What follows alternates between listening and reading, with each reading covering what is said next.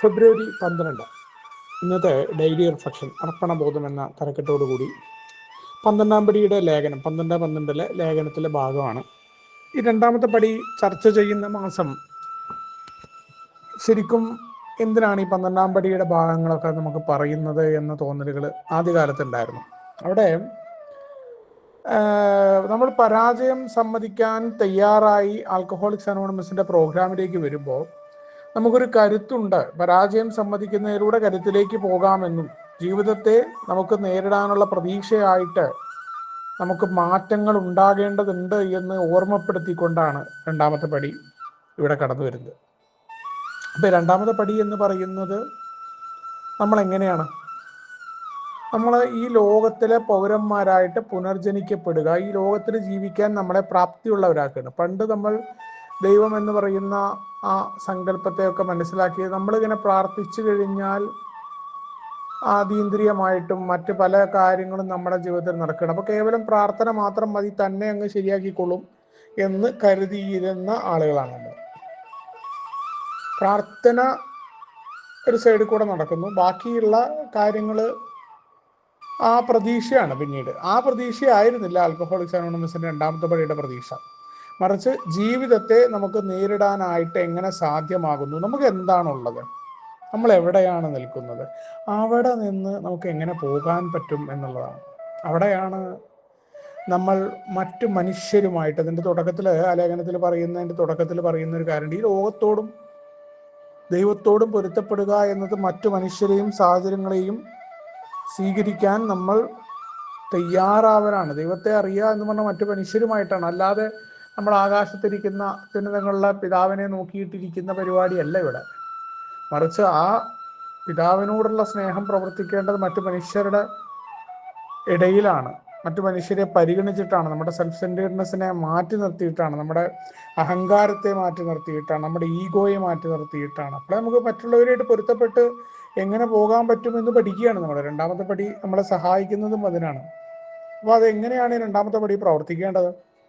അതിന് യഥാർത്ഥത്തിലുള്ള ധാരണ ഉണ്ടാവണം. നമ്മുടെ ദുർബലതകളും നമ്മുടെ കുഴപ്പങ്ങളും അറിയണം. നമ്മുടെ സ്വഭാവത്തിൽ ആ ഡെയിലി റിഫ്ലക്ഷനിലെ 7 അംഗം പറയണ പോലെ നമ്മുടെ ന്യായീകരണം നമ്മുടെ രോഗം ആണെന്ന് പറഞ്ഞുകൊണ്ട് മറ്റുള്ള ആളുകളെ ഉപദ്രവിക്കുന്നത് ശരിയല്ല എന്ന് പറയട്ടെ. അത്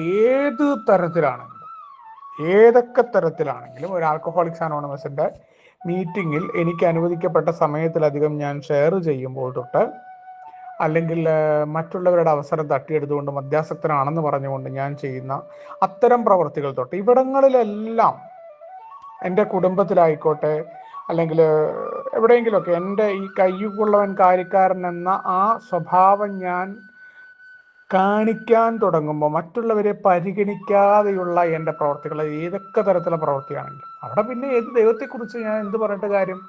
ഞാൻ എന്നിൽ തന്നെ ഒതുങ്ങിയിട്ട് നിൽക്കുന്ന ആ ഒരു രീതിയാണ്. മറ്റാൾക്കാരെയൊക്കെ നമ്മൾ കേൾക്കും, എന്തിനോ വേണ്ടി കേൾക്കുക, പക്ഷെ പ്രവൃത്തിയൊക്കെ എൻ്റെ സ്വഭാവത്തിലായിരിക്കണം എന്ന് പറഞ്ഞുകൊണ്ട് നമ്മൾ കുറേ ആളുകളെ വിളിച്ചിട്ട് കാര്യമുണ്ടോ? അല്ലെങ്കിൽ ഏടെ മീറ്റിംഗ് കേട്ടിട്ട് അതൊട്ടും പ്രാവർത്തികമാക്കണ്ട, അല്ലെങ്കിൽ ഏടെ മീറ്റിംഗ് തന്നെ നമുക്ക് കൃത്യമായിട്ട് കേട്ടിരിക്കാൻ പറ്റുന്നില്ല. നമ്മൾ പറയുക മറ്റുള്ളവരോട് ഈ രീതിയിലാണെന്നുണ്ടെങ്കിൽ എങ്ങനെ രണ്ടാമത്തെ പടി പ്രവർത്തിക്കുക?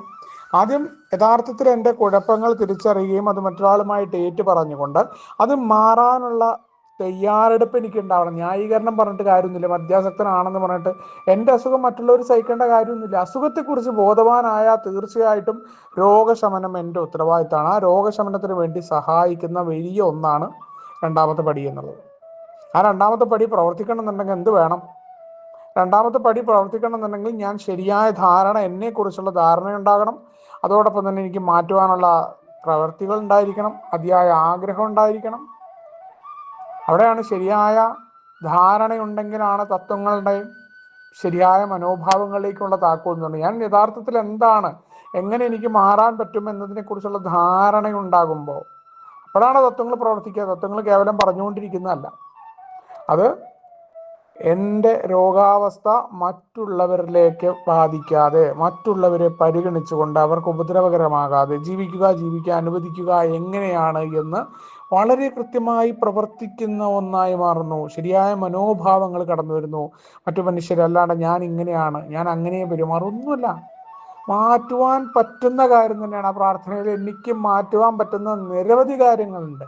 ഞാൻ അങ്ങനെ ആയിരുന്നു എന്നത് ശരിയാണ്, അല്ലെങ്കിൽ അങ്ങനെയാണ് എനിക്ക് കടന്നു വരുന്നത് എന്നതും ശരിയാണ്. പക്ഷേ മാറ്റം തുടങ്ങേണ്ടതും ഞാൻ തന്നെയാണ്, അതിന് പ്രവർത്തിക്കേണ്ടതും ഞാൻ തന്നെയാണ്. അത് എങ്ങനെ പ്രവർത്തിക്കുക? പ്രവർത്തിച്ചു പറഞ്ഞ കാര്യങ്ങളെ പ്രവർത്തിച്ചുകൊണ്ട് തുടങ്ങണം. ഇന്നത്തെ ഒരു ദിവസം മദ്യം വേണ്ട എന്ന് മാറ്റി നിർത്തുന്ന പോലെ തന്നെയാണ് ഓരോ കാര്യങ്ങളിലും. അല്ലാണ്ട് എനിക്കിത് മാറില്ല, ഞാൻ ഇങ്ങനെയാണ്, ഞാൻ എപ്പോഴും ഇങ്ങനെ അമിതമായിട്ട് ഭക്ഷണം കഴിച്ചുകൊണ്ടാണെന്നല്ല. ഭക്ഷണം കഴിക്കുന്ന കാര്യത്തിൽ ഒരു മാറ്റം, ഒരു ഇഡ്ഡലി കുറയ്ക്കാൻ തുടങ്ങുന്നിടത്ത് അവിടെ മാറ്റമുണ്ട്. അത് ഏതൊരു കാര്യത്തിലും എവിടെ ഒരു ലിമിറ്റ്. അങ്ങനെ ചെയ്യാൻ പറ്റാത്ത ഒന്നുമില്ല. മറ്റേതെല്ലാം നമ്മുടെ ന്യായീകരണം അന്ന് പടികളിലൂടെ തുടർന്ന് പോകുമ്പോൾ നമുക്ക് മനസ്സിലാവും. അതിന്റെ തുടക്കം, പടികൾ പ്രവർത്തിക്കുന്നതിന്റെ തുടക്കം വരുന്ന ഭാഗം കൂടിയാണല്ലോ രണ്ടാമത്തെ പടി.